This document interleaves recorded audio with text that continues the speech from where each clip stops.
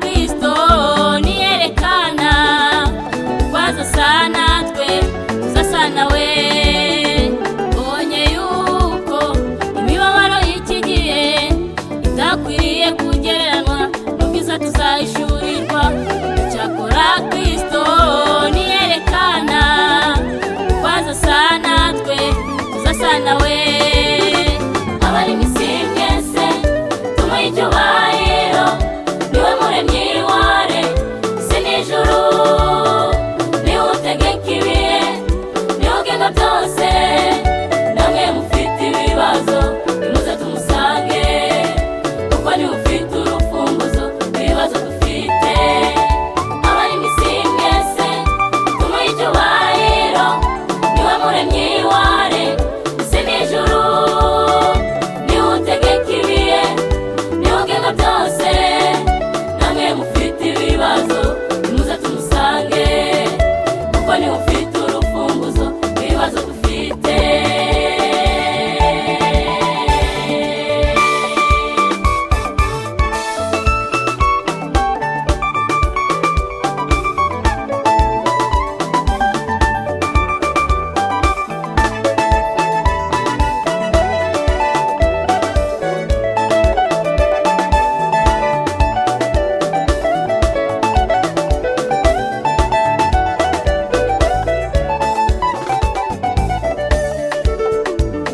Utinye ndi kumwe nawe, ntukihebe ni Mana yawe.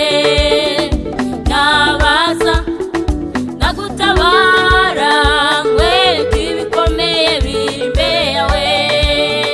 Ntutinye ndi kumwe nawe, ntukihebe ni Mana yawe. Nabaza nagutabara, nkwereke ibikomeye biri imbere yawe. Abari mw'isi mwese tumuhe icyubahiro, niwe muremyi ware isi n'ijuru, niwe utegeka ibihe, niwe ugenga byose.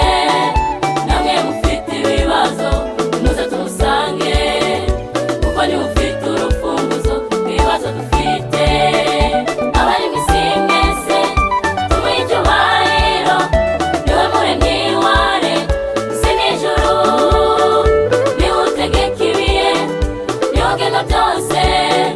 Namwe mufite ibibazo nimuze tumusange, kuko niwe ufite urufunguzo rw'ibibazo dufite.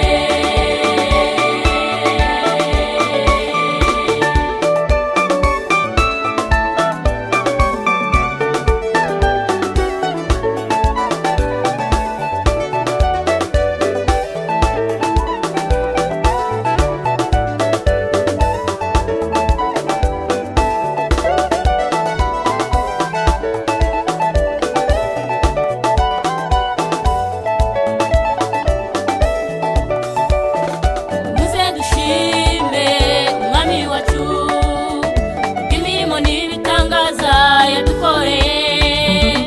Yabanye natwe mu bikomeye, tumuhe icyubahiro tumuhimbaze. Muze dushime umwami wacu,